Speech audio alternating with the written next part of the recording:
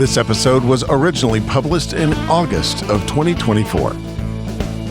We have on our show today U.S. Senator Katie Britt from Alabama. That's right. Great state of Alabama. You're 44 years of age. 42, almost. 42. Almost. I don't know why I got you carried. Hey. I got carried away. You're 42 years of age. That's right. And you're the youngest Republican in the Senate. And that you married, you got 2 children.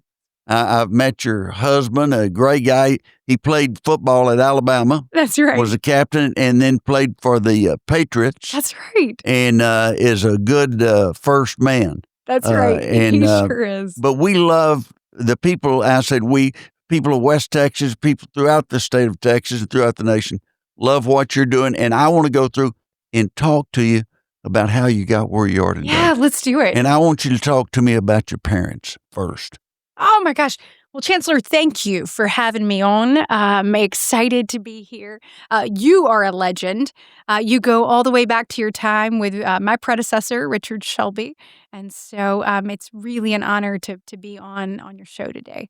My parents are as good as it gets. I am fortunate to have parents who love the Lord, who believe in working hard and believe in instilling the values of faith and family and freedom in the next generation. And my mom has a nickname. So I'm the oldest of 4 girls, and her nickname is Stone Cold. Stone Cold. Stone Cold, because let me tell you, this will sum it up for you. She sent me to orientation and to move into my dorm at college by myself.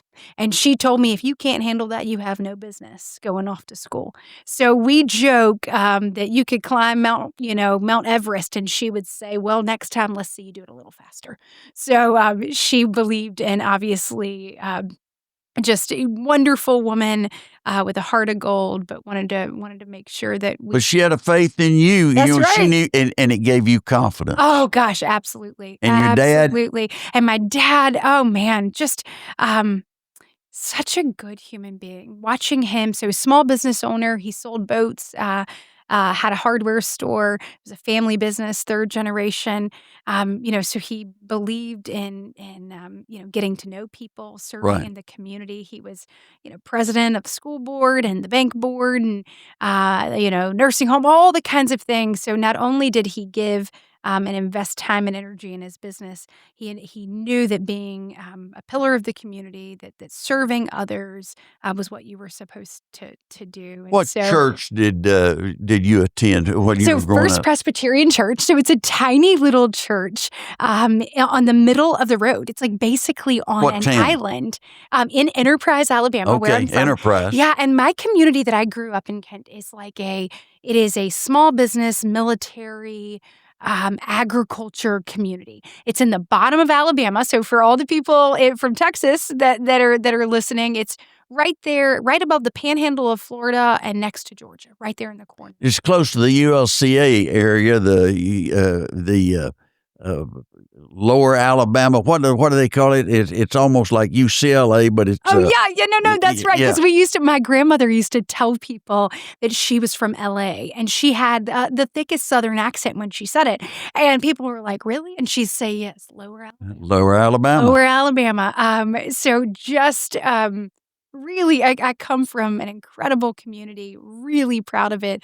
Really proud of my parents and what they taught me, and they also taught me that the world's going to knock you down, but it's up to you to stand back up. And so those values, obviously, at that small church that we went to, my great grandparents actually started the church, and so my dad. It was important to us for us to continue to go to church there. What activities were you involved in when you were in high school? Okay, so I danced. My mom owned a dance studio. So I danced my whole life since the time I was 18 months old. In high school, I was also a cheerleader. Believe it or not, I was National Cheerleader of the Year. Wow. Who knew that was even a thing, right? But did that, and then also was involved in our civic club, which was the Anchor Club. And then really my interest in this, I got selected to go to Alabama Girls State. And that was a game changer for me. We went, and in typical fashion of my mom, she said we got there, pulled up, and I'd actually just come from a cheerleading event. So had all the clothes in the back of the big old Suburban. You remember those tanks? Oh, yeah, yeah. Just the big, yeah. So I had all the clothes in the back of the Suburban. My mom's making me pack in the parking lot. I was so embarrassed. All of these young women had signs and banners. And my mom's like, you got to run for something. And I said, oh, Mom, she said, remember what your grandfather told you. And what she was referring to was in preparation for Alabama Girls State. I went and met with community leaders. I went and met with, family members and my dad. I met with the district attorney, all of those kinds of things. But the last person I met with was my grandfather, and we did it after church. I went and rode home with him. We did that, and my grandmother made us sandwiches, and we were talking, and we talked through a number of issues, and it was important to me. My grandfather meant a great deal to me, and I valued his opinions. We talked through stuff, and at the end, he said to me, "Are you going to run for something?" And I said, "Oh, no, sir. No, sir. I'm packing up my stuff. Oh, no, sir." He said, "Why not?"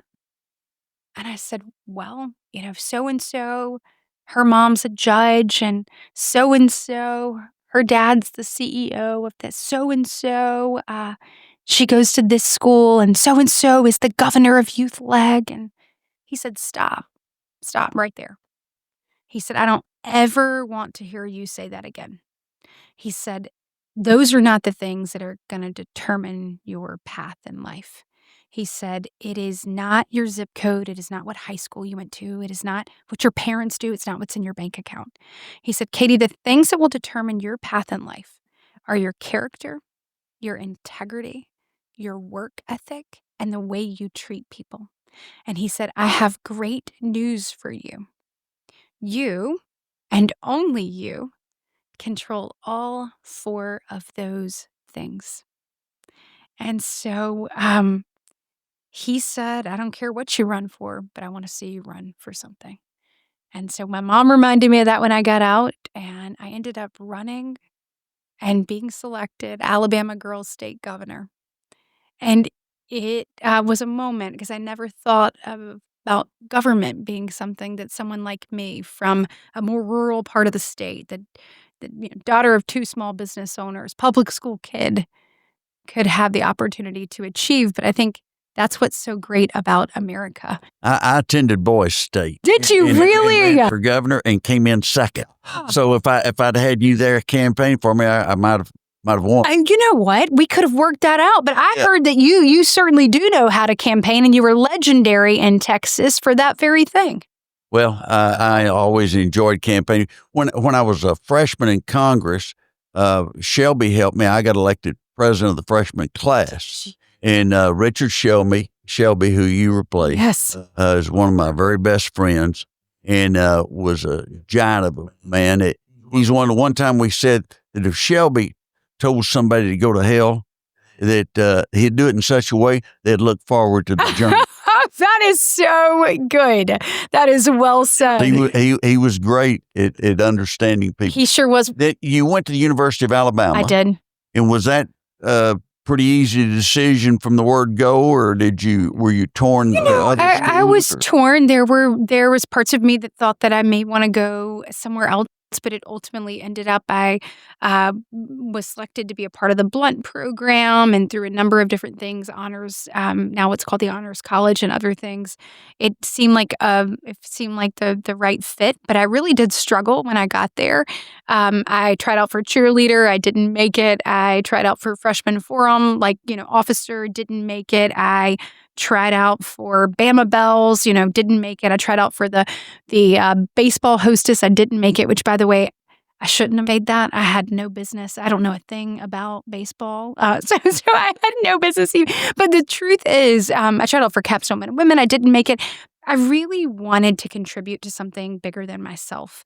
I wanted to be a part of something at that institution where you feel like you belong and you can give and you can make things better. And I really just couldn't find my way. And it wasn't until second semester, I even talked to my parents about that when I went home. Just, I don't feel like I can find my place. And I ended up running for Student Government Association senator. Somebody encouraged me. They knew that I had, participated there in Girls State. They Right. said, "Why don't you try this?" And I poured my heart and soul into that, probably because nothing else worked, and really loved it. And I was an SGA senator and then was SGA Vice President of Student Affairs. That was my first public debate. I did a debate, and a good friend of mine came up afterwards, and he said, "Wow, you're really good at that." And I said, "Well, thank you. I appreciate it." He said, "Well, too bad, you'll never go any further because, you're really good." And I'm like, "Whoa, whoa, whoa, whoa, whoa. Yeah, I thought why? you just said I was really good. Why am I never going to go any further?" And he was like, "Oh, well, I mean, because you're a girl." I did not go to the University of Alabama to be SGA president, but in that moment, You at that point decided. in time, I thought, "Oh, game on, buddy." And so ran for SGA president. You were president of the student body. I was. And that gave me an opportunity, obviously, to work with Dr. Witt there at the university. Who was originally from Texas. That's exactly right. So I was the first SGA president selected when Dr. Witt got there. And so got to work hand in glove with him on making it a student-centered institution. And then obviously had the opportunity to intern with Senator Shelby through a class credit. And so it was a rocky journey to find my way in Tuscaloosa, but ultimately did and found something I could be a part of that was bigger than myself. That's great. When did you meet your husband? Okay, so I met him. He was the very first person that I met. So At Alabama. Yeah, let's rewind. Remember, my mom sends me by myself to orientation. Everybody else has their parents. I'm kind of sitting there. I am terrified. I have driven all the way from my small town to Tuscaloosa, and the roads aren't the best. And as a friend, somebody that I knew walked up, and I was so happy to see a familiar face. And the very first person that they introduced me to was the person with them, and it was Wesley Britt. Then I go to register for classes, and the honors kids and the athletes register first. I won't tell you which one of them get priority, but I bet you could guess. I can guess. No, but so I walk out of there. Another young man stops me, and he said, Hey, do you mind giving me and my friend a ride home? Now, in hindsight, that was a terrible idea at 18 years old. But I said, "Oh, sure. And he said, "Well, just wait on my friend."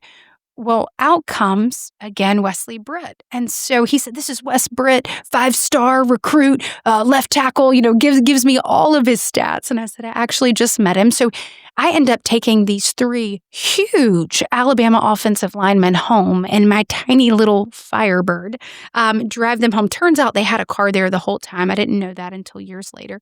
But then I go to my first class, and guess who's in it? Wesley Britt. And so we ended up becoming best friends.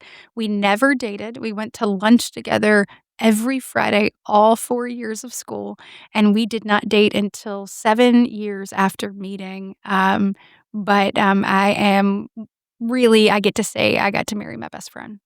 Well, he's a great guy. Guy. He is. And then when you got out of the University of Alabama, you then started to work in Washington. Yes.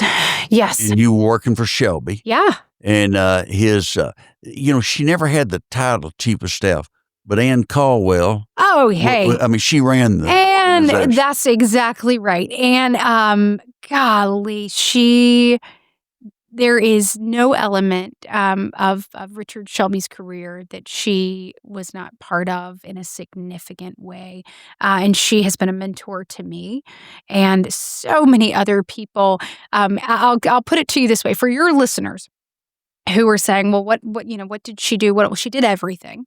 She had like 3 or 4 jobs rolled into one. But when I was Senator Shelby's chief of staff, I would have a new person come in and I would tell them, hey, get to know the ropes. And I'd have kind of a little program that they did over the first 24 hours to get acclimated. Then I'd call them in my office. And I would say to them, so tell me, how was your time? And I'd ask them, do you have any questions? And then I would say just a couple things. And I would ask them a couple of questions. I would get to a question and say, just to kind of sort of see, did they learn what they needed to? I said, well, let me ask you a question. If Richard Shelby asked you to do something, and then Ann Caldwell asked you to do something, whose do you do first? And when they would say, oh, Senator Shelby, I'd say, wrong answer. Wrong answer. I said, if she asks you to do something, you always do hers first. And Shelby loves that story. It's so true. It is true. And Anne always reminds me, she said, all the things I was doing are things that he needed to have done. So she's what made that office work for so many years. Well, she started with in 1978 when we got elected. She sure did. It was Rick Roberts' first hire, Ann Caldwell. And she stayed and until he retired. That's right. She turned the lights off and is still just such a integral part of all things. I mean, Richard Shelby and Dr. Annette Shelby, they're such incredible people. And, Senator Shelby always believed in empowering women. And I attribute that directly to Dr. Shelby. I mean, first tenured female professor at Georgetown Business School. She is also from the same county I'm from, so that little rural county in the bottom of Alabama. She's from Kinston. I'm from Enterprise. And I was always just so grateful for her example and showing what could be done, the way she carried herself, her intellect, Right. her passion. But Senator Shelby, as a result, always believed in giving women opportunity. And you saw that throughout his entire career, trusting and knowing and helping women excel. And obviously all people, but really, really incredible in that. He was tops. Absolutely. Let's kind of jump ahead. You got to the position. I want to bring from the time that you were chief of staff. You worked your way up, chief of staff for Shelby. So I did. And I worked for him, and then I went back and worked for Dr. Witt, and then I got married and moved to New England, where my husband was playing for the New England Patriots. Then I came home and went back to law school with a newborn and an 11-month-old. So on the scale of bad ideas I had in my life, that one was number one. Then I practiced law, did general corporate work in Birmingham and Montgomery, and with a firm, Butler Snow, just a great when firm. Wes played for the Patriots, Yeah. one of his best friends was Wes Welker. Yes. Who was one of the best players ever to play at Texas Tech. Oh, and in the league, too. I mean, Wes is just incredible. He is a rare talent with just such tenacity and work ethic. Just amazing what he could do. I mean, amazing to watch him play. His wife, Anna, is wonderful. Move his feet faster than anyone else. Oh, I've never seen anything like it. I have never seen anything like it. Wesley loved being able to play with Wes and get to know him and get to know Anna. And obviously they have 3 beautiful children, but we cherished our time at the Patriots, and they were certainly part of that. But you had a baby and an 11-month-old when you started law school. Yes. Wow. They should have checked you at a psychiatrist. 100%. In hindsight. That is driven. What was I thinking? Well, and Wesley went back and got his MBA. So here you have the 2 of us in school. And then get this, the day before exams, my first year of law school, 1L year, our house blew away in a tornado. We lost our house, our things, our cars. By the grace of God, I am sitting across from you. And so you add that element in there too. And of course, the rest of the university, including the graduate programs, all got to do away with their exams. Now, the law school, though, we had to take them. So it was certainly an interesting summer, just trying to kind of get back on our feet. Try to figure out one foot in front of the other, take exams, clerk at a law firm, 2 babies, all kinds of things. So it was certainly a character building opportunity. You worked at one time for the chamber. I did. And that was statewide position. Yeah. Look at you. Look at you. You've done your homework. I know about you. I am impressed. Shelby impressed. He bragged on you. Oh, so after I finished practicing law, I took a leave of absence to run Shelby. I was deputy campaign manager and communications director for his primary campaign. Then I came in, was his chief. Then I went home and I was the president and CEO of the Alabama Business Council. And so you met every business person in every community in the state of Alabama. And got you in a great position that you could run for the U.S. Senate. But when you announced for the U.S. Senate, it wasn't overwhelmingly Katie Britt. No. Talk about the poll, the first poll that you had. Oh, man. So, yes. So I got in the race, and there was a sitting congressman already in the race. He, at the time, had the former president's endorsement, and he was polling at 65%. 65%. And then I was polling at 2. And you know enough about polling to know you put your name on the ballot and you get to 4. So I tell people the fact that I could only get to 2 is really quite remarkable, but not in the way that inspires confidence. But we got in anyway because my husband and I, we prayed about it. We talked about it. We both had to step away from our jobs. We both had to resign in order to do it. And that's a lot. It's not in the financial plan at 39 No. years old, right? But we believe in our state. And I believe I live in a great state with great people, and we have a great story to tell. Well, and you also serve with Coach Tuberville. I sure do. And I sure he's do. a good man. And Well, and I tell people often on the campaign trail, they would say, ask about Coach Tuberville. And I had one person ask me one time, they said, we're just so glad you're running. We think this way we get both political parties represented in the U.S. Senate. And I said, oh, no. I said, Coach Tuberville is a strong conservative. He's a Republican too. They said, that's not what we're talking about. They said, if we get the both of you, then we got a former Auburn football coach. And then we got the wife of the captain of the Alabama football team. It's truly bipartisan. So That's good. That's good. Isn't I that love it. good? I Isn't love that it. good? You went through that campaign. You won, and your momentum, as I was following it, and I was talking to Shelby a lot, your momentum really, the last 2 weeks was really strong. It was. And you had it rolling. And it was obvious you were going to win Thank you. and win a runoff. And you did. And then all of a sudden, it dawned on you, you're a U.S. Senator. Gosh. You're going to get sworn in come January. Can't believe it. And so what did you do to go about getting ready, moving your family up? How old were your children at that time? So my children were 7th and 8th, or 6th and 7th grade when we were running, golly, and then now they're 8th and 9th grade. And so when we talked about that, and then 7th and 8th grade when I was sworn in, it's the middle of the year, and they said, Mom, we really want to stay here. And so we kind of wrestled with what to do. And so ultimately, we are in Montgomery, and then I go back and forth, and they're in 8th and 9th grade. That truly, Kent, was a challenge for me as a mama. I don't want to miss things. I don't want to not be there. I like taking them to school in the morning, Sure. tucking them in at night, even though they don't let you do that anymore when they get this old. And so it was an adjustment. Do you fly? Can you get a direct flight from D.C. Into Montgomery, or you go to Birmingham? In order to take them to school, which they are at the age where in a year, they'll be driving themselves. So every moment counts. I take them to school in the mornings. And so I miss the flight out of Montgomery as a result. So I have to drive to Birmingham or drive to Atlanta. And my team one day said, it's 8 minutes in the car with them. Why don't you just take this flight? And I said, absolutely not. It is 8 minutes with my children that I will not get back. And so I savor every one of those moments. And I do have a direct flight, though, back into Montgomery on Thursdays usually. So I am grateful for that.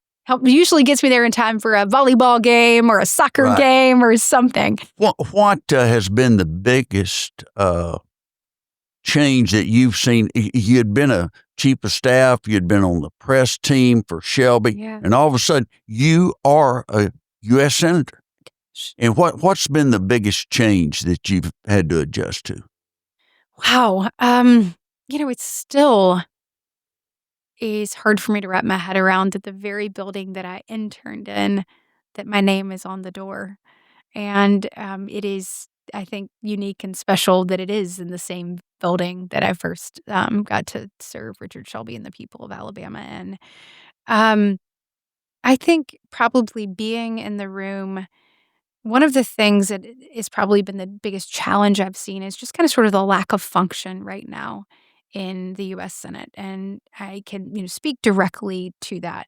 It just seems that previously, there may have been greater opportunity for relationship building or to work with others to get things done. And I think an example of that is even just the appropriations process. So I'm on the appropriations committee. And the last time I did the work, I dug in because I'm like, why is this not working? Why are we kicking the can down the road? We went, golly, a solid 174 days into the fiscal year before we passed appropriations bills. I mean, nobody could operate like that. We shouldn't we're failing the American people by letting the U.S. government operate like that. And if you look at it, we as appropriators finished our job 236 days before that. We finished all 12 bills. So you see, I guess, the power that leadership has, because that's Chuck Schumer not putting those bills on the floor.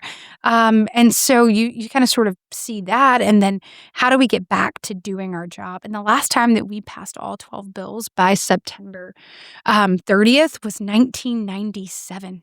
Can you believe that? 97. And the last time we passed them individually on time was 1995. And so we've got to get back to doing our job for the people, whether it is passing the Farm Bill on time or passing these appropriations bills, or we have FAA reauthorization coming up. We don't need to wait until the 11th hour. Let's do it and get it done. So probably the lack of function there. But I am committed. It may take me, it may take me a little bit, but I'm going to get that train back on the track. I can promise you that. And then I think I have really enjoyed getting to know my colleagues, though. That has been truly special. I get the opportunity to work with a lot of really good people. And so whether it's getting to know them in Senate Bible study, which has been wonderful because there's so many men and women that are just true believers and are, dive in. Good people. Or we our freshman class gets together for dinner, which is always great. Or even traveling abroad to learn about national defense, learn about international relations. That's been incredible. And the investments that the United States has in military bases all over the world. That's exactly right. Visiting our troops. You need to be there. Visiting our troops. And so those types of opportunities where you're visiting our troops, you're visiting with a world leader, you get to know your colleague, and you also get to, be even better in your service. So, you've worked to get along with people. And you have a good reputation for that. Thank you. And you've never compromised your principles on your votes. That's right. And so there are people that are liberal Democrats that you get along with. They'll joke with you and things like that. That's right. But you don't compromise your principle and you don't compromise your vote. That's right. But you still have influence with them. And I think that's very important. I do. I say often, we've got to have a lot of tough conversations in this country. And in order for those tough conversations to ever yield solutions, they've got to be honest. And you're never going to have an honest conversation sitting across from someone that you don't both trust and respect. And so every opportunity that I have to interact with my colleagues on either side of the aisle is an opportunity for me to earn their trust and respect. And I am of the belief we have to get back to a place in this country where you don't have to agree with someone to treat them with respect. That's exactly right. And I saw that with Senator Shelby, and I saw that it yielded results. And you'll never know where you have common ground if you don't have a conversation. And then I think people also, when they get to know that you stand on principle, and that I stand on these fundamentally conservative principles, and it's who I am. And I think it creates and charts a better path forward for the friendship. Well, one of the things that's a big deal here in Texas, but it's a big deal in Alabama, is the border crisis. Yeah. And it is, and you've worked hard on that. I have. And I appreciate that, but touch on that just a little. Yeah, I will. So one of the things I feel like too many times we get leaders in D.C. that kind of legislate from on high. They try to fix a problem that they know nothing about or don't take the time to dive into. And I wanted to take a different approach. And so I came down to the border 3 times my first 2 months in office. And I did that because people can tell you about it, you can read about it, but unless you're there and you look them in the eyes and you ask those tough questions and you say, I want the real unvarnished truth, when you see the eyes of a Border Patrol agent who tells you that he pulled a lifeless body of a woman from the river who was pregnant with twins, when you hear about the trafficking numbers going from 500 million in 2018 under President Trump to the $13 billion industry now under President Biden, you see the face of that, and it changes the way that you communicate about it and the passion in which drives you to create a solution. I feel the same way when I talk to parents who lose their children or have lost their children to fentanyl poisoning. I mean, that's the leading cause of death between the ages of 18 and 45 in this country. And we know where it's coming from. The precursors are coming from China, and they make their way to Mexico. They come across our border.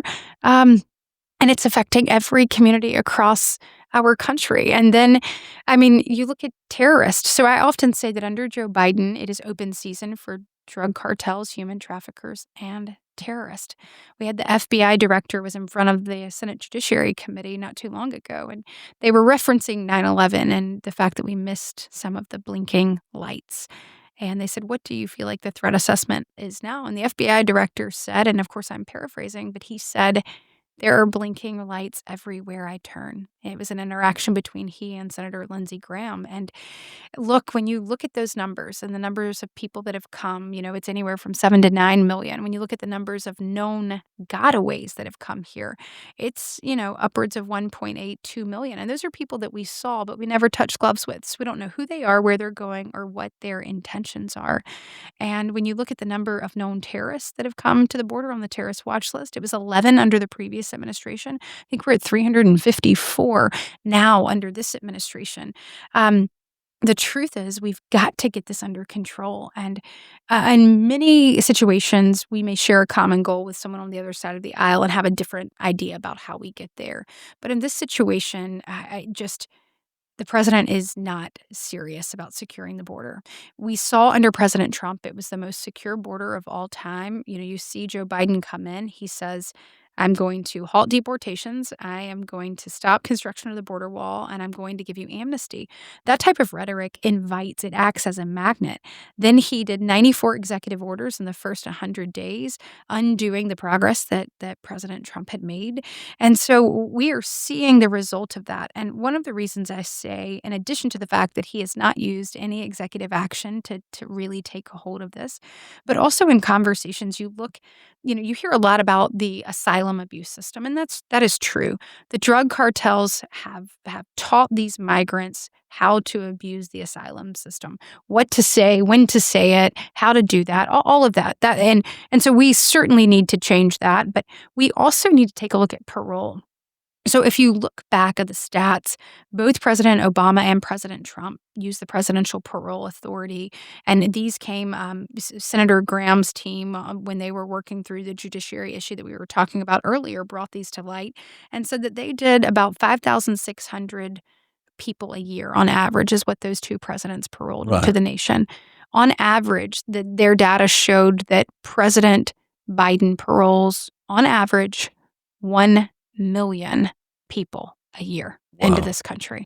That was versus what was the other number? 5,600. 5,600 to 1 million a year. And, so we have to do more. I mean, we have to secure our border.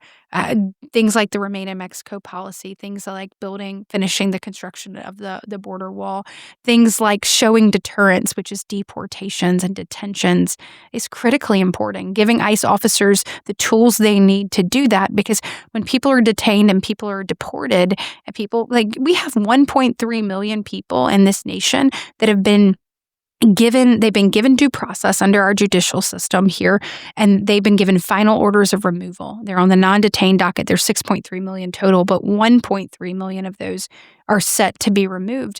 This administration is not taking that serious, and we know that when you do deport the people who have been given their due process, when those planes land in those countries, it serves as a deterrent. People are less likely to do it, and they're just this administration is just not serious. They've just ignored it. I think they think that those are going to be their potential voters. Well, they absolutely do. And that's a great point. So 2 things on that. One, You look at non-citizen voting, we are seeing that in blue cities pop up all around the country, most notably Washington, D.C.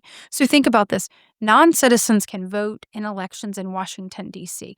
Now, Washington, D.C., as it has been noted many times, has more foreign assets than any other place across the globe. So you're telling me that people are here that are intent to do us harm are allowed to vote in elections about how our nation's capital is run. And then add on to that, think about this. Every embassy, including the Chinese Communist Party that is represented there at the Chinese embassy, have workers that can vote in our elections that govern our nation's capital. It's unbelievable. But to your point about voters, Bill Hagerty had an amendment, Senator Hagerty from Tennessee, that he added on, that he offered onto one of these appropriations bills that we did that said we do not need to count non-citizens as part of congressional representation. Right. So only citizens should be represented by a congressman. Right now, that's not the case. And when I tell people that, they're like, what? So you do not have to be a citizen in order to be counted when it comes to congressional representation. And every single Senate Democrat voted that down. And that tells you all you need to know right there. That's all you need to know right there. Got elections coming up, the presidential election. Everybody has an opinion on that. But you also have the Senate. Yeah. And right now, Republicans are in the minority. But if they gain majority status, you will be chairman of one of the subcommittees. I will. And which one will that be? Yeah, so I will be the chair of the Homeland Security Subcommittee on Appropriations. So and that's the reason I wanted to bring that. That's right. That is very important in the state of Texas. We have a lot to do. I mean, we need people who understand the issue and are willing to do the hard things. And that's exactly what I plan to do in that position and make sure that the dollars we spent are spent in the right places so that we can truly secure our border and make America safe again. And I think President Trump will win the presidency, and I feel good about where we are in the Senate. This is our year. We are not only going to regain control, but hopefully give ourselves a couple seat majority. And when we do that and hopefully hold the House, we got to do big things for the American people. I mean, we've got to make sure, if you look at this administration, whether we're talking about the border, whether we're talking about abroad, whether we're talking about here at home, we are weaker and more vulnerable every day. Than we've ever been. Ever. And so making sure that we put policies in place that allow Americans to thrive, that give them opportunity. I mean, I have watched just regulation after regulation after regulation. We know that crushes small business. It crushes hardworking people. You look at the energy sector. Goodness gracious. We need to not just be energy independent. We need to be energy dominant. It not only makes dollars and cents in driving gas prices down and everything from, the grocery store to heating and cooling your home, but also what it does abroad. I mean, right now we are letting Russia hold so many of our allies in the palm of their hand. We look at what's happening with Iran. I mean, you look at what's happening in the Middle East. It would put us in a stronger position, both everyday Americans financially, but it would put us in a stronger position in our posture across the globe. So getting back to energy dominance is certainly where we have to do. It's big in Texas, and we appreciate you. Appreciate all that you do. Thank you. Not just for Alabama, but for the entire nation. Thank you. And we were honored that you would come on our show. I am honored to be on it. And is there anything you want to say in closing? I would say just make sure that you'll send Ted Cruz back to the United States Senate. We need his strong conservative voice. It's been an honor to learn from him, to fight alongside him. And so we need everybody doing everything to make sure that we not only keep the majority, but we keep Ted right where he is in the United States Senate. Okay, I think you not only have done well in a short period of time, but your future is very bright. Thank you so much. So, if you run for some other office, something, I'll just tell you, I'm for you. Thank you. Well, listen, I believe in this nation. And look, I mean, we have a lot of challenging things in front of us, but every generation has been called to do hard things. And I believe in who we are to our core as Americans, and believe that there's no challenge too great for this country. So it's an honor to be in the fight to be in the arena and to try to make this place even better for the next generation. So thank you. Thank you, Senator. We're proud of you. Thank you so much.